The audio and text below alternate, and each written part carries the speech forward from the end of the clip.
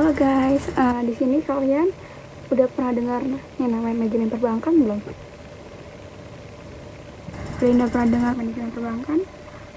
Nah, kebetulan sekali di sini saya Trisha Tulsiana akan menjelaskan tentang apa itu manajemen perbankan, apa yang disebut dengan pengertian bank, lembaga keuangan, fungsinya, struktur organisasinya, dan lain-lainnya itu. Nah, pertama-tama kenalkan, nama saya Trisha Tulsiana. Saya berasal dari Prodi Manajemen dan memenuhi tugas mata kuliah manajemen perbankan saya membuat video ini. Semoga video ini bermanfaat untuk kita semua. Nah, sebelum kita masuk ke materi, kalian semua udah pernah dengar kan apa itu manajemen perbankan? Nah, di sini saya akan menjelaskan tentang pengertian bank dan lembaga keuangan. Apa sih yang dimaksud dengan bank? Bank sendiri itu kalian pasti sudah pada tahu semua, tempat menyimpan uang-uang kita, barang-barang berharga kita, benda-benda kita. Bank sendiri itu merupakan badan usaha yang mengumpulkan dana dari masyarakat dalam bentuk simpanan dan mendistribusikannya kepada masyarakat dalam bentuk pinjaman atau bentuk lain untuk meningkatkan kualitas tidur banyak orang. Nah, di sini bank sendiri kan juga memiliki beberapa fungsi. Yang pertama, yang paling kita tahu itu adalah sebagai pencipta uang. Uang yang diciptakan oleh bank adalah giro, yang merupakan alat pembayaran mekanisme clearing. Nah, yang kedua adalah mendukung kelancaran mekanisme pembayaran. Salah satu layanan yang ditawarkan oleh bank umum adalah layanan yang terkait dengan mekanisme pembayaran. Beberapa layanan paling terkenal yang kita gunakan sehari-hari itu seperti transfer uang, kredit, dan lain-lainnya. Nah, yang ketiga, fungsi bank sendiri sebagai penghimpun dana masyarakat. Dana yang paling banyak dikumpulkan oleh bank adalah dana tabungan. Di Indonesia, dana di simpanan terdiri dari giro, deposito, sertifikat deposito, tabungan, atau bentuk lain yang dapat disamakan. Terus, di sini fungsi keempat bank adalah sebagai mendukung kelancaran transaksi internasional. Tentunya dengan semakin berkembangnya zaman, kita juga pasti akan melakukan transaksi internasional. Dengan adanya bank komersial, kepentingan yang melakukan transaksi internasional dapat ditangani dengan lebih mudah, cepat, dan murah. Nah, yang kelima, sebagai penyimpanan barang-barang berharga.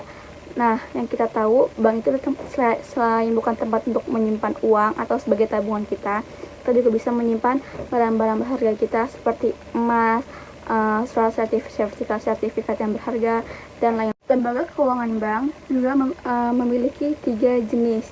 Yang pertama itu ada bank umum, yang kedua ada bank sentral, dan yang ketiga itu ada namanya perkreditan rakyat. Nah, tadi kita sudah bahas semua itu tentang apa bank dan lembaga keuangan. Kita masuk lagi materi yang akan saya sampaikan kepada kalian tentang sistem perbankan di Indonesia. Nah, bagaimana sih sistem perbankan di Indonesia itu sendiri? Nah, sistem perbankan Indonesia adalah sebuah tata cara, aturan-aturan, dan pola bagaimana sebuah sektor perbankan, bank-bank yang ada menjalankan usahanya sesuai dengan ketentuan atau sistem yang dibuat oleh pemerintah. Nah, sistem perbankan di Indonesia tergabung dengan konsep yang dilandaskan pada sistem perekonomian yang ada. Indonesia menetapkan sistem perekonomian sebagai sistem yang demokrasi sesuai dengan landasan negara yaitu Pancasila. Hal ini pun diatur dalam Undang-Undang Asas Perbankan Indonesia pada pasal 2 Undang-Undang Nomor 7 Tahun 1992 yang berbunyi perbankan Indonesia dalam menjalankan usahanya berdasarkan demokrasi ekonomi dengan prinsip kehati-hatian. Dalam sistem perbankan Indonesia ada yang namanya juga itu sistem informasi laporan bank kepada Bank Indonesia. Sistem informasi manajemen sektor perbankan Bank Indonesia atau yang biasa disebut dengan SIM SPBI merupakan sistem informasi terpadu untuk mendukung tugas pengawasan, pemeriksaan, dan pengaturan Bank BI. Nah, di dalam SIM SPBI ini dia memiliki 3 subsistem, yakni yang pertama itu ada yang namanya sistem informasi manajemen pengawasan atau yang bisa disebut dengan SIMWAS. Nah, dia ini merupakan sistem informasi untuk meningkatkan efektivitas dan efisiensi tugas-tugas pengawasan, pemeriksaan, dan penelitian bank umum. Nah, yang kedua di sini tuh ada namanya sistem informasi bank dalam investigasi atau bisa disebut dengan SIBADI. Nah, ini merupakan sistem informasi untuk meningkatkan tertib administrasi dan kemudahan pemantauan tugas dalam rangka investigasi tindak pidana dan tindak di bidang perbankan. Nah, yang ketiga di sini tuh ada yang namanya data mart, data pokok bank, yang menyediakan informasi yang berkaitan dengan kelembagaan, kepemilikan, dan kepengurusan operasional dan strategi pengawasan diterapkan pada suatu bank, sehingga diharapkan dapat mengoptimalkan informasi dalam rangka pengawasan dan pembinaan bank.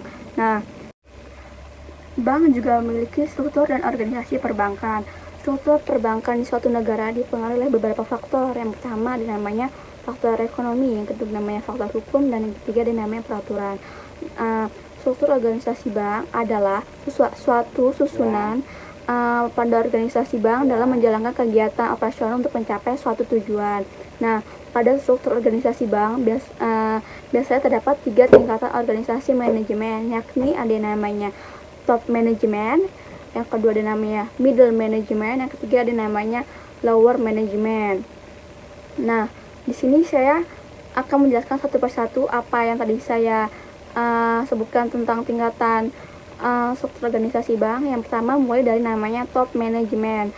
Top management di sini adalah posisi paling atas yang memiliki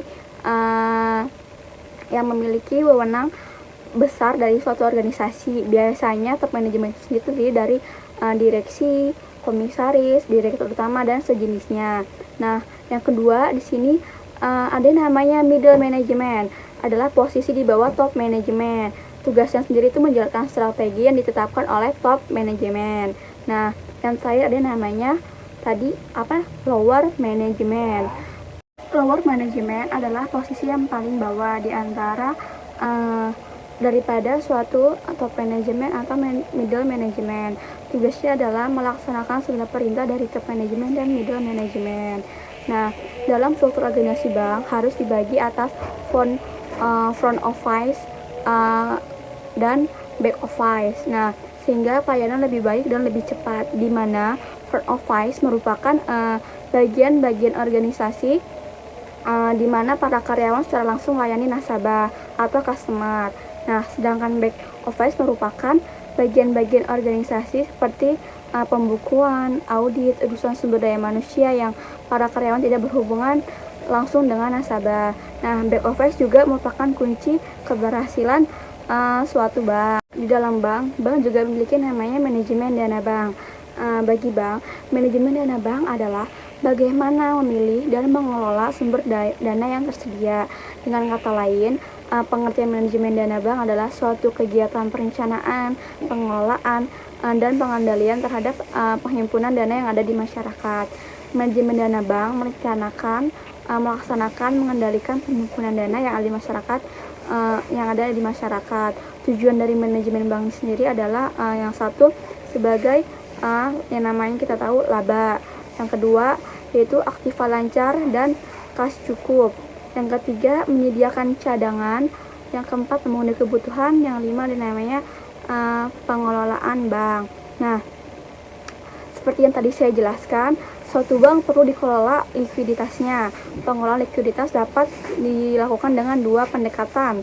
Yang pertama namanya asset management, yang kedua itu ada yang namanya liability management. Nah, liability management atau namanya pengelolaan hutang adalah proses di mana bank berusaha untuk mengembangkan sumber-sumber dana yang non-tradisional melalui pinjaman di pasar uang atau dengan menerbitkan instrumen uang untuk digunakan secara menguntungkan, terutama untuk memenuhi permintaan kredit.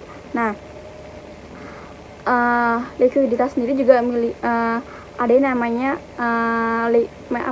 manajemen likuiditas. Nah, likuiditas sendiri juga mempunyai manajemen. Secara garis besar, manajemen likuiditas tersebut itu terdiri dari 2 bagian. Yang pertama namanya memperkirakan kebutuhan dana yang berasal dari penghimpun dana atau bisa disebut dengan deposit inflow, dan untuk menyalurkan dana atau bisa disebut dengan fund outflow.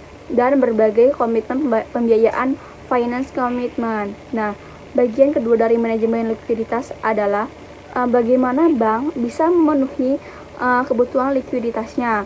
Oleh karena itu, bank harus mampu mengidentifikasi karakteristik setiap produk bank, baik di sisi aktiva maupun pasiva, serta faktor-faktor yang mempengaruhinya.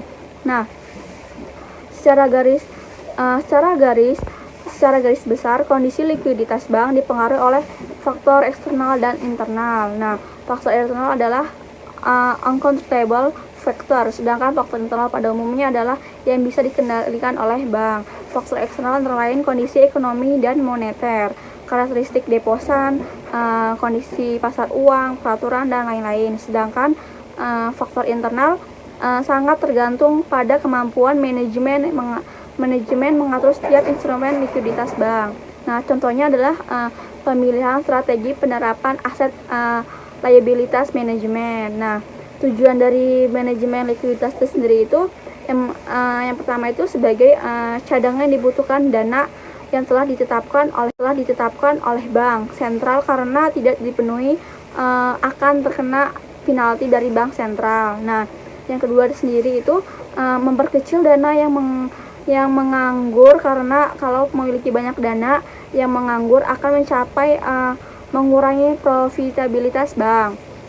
Nah, yang ketiga ini ada namanya mencapai likuiditas yang aman, menjaga proyeksi cash flow ke dalam kondisi yang sangat mendesak. Misalnya saja penarikan dana dari nasabah, pengambilan nasabah.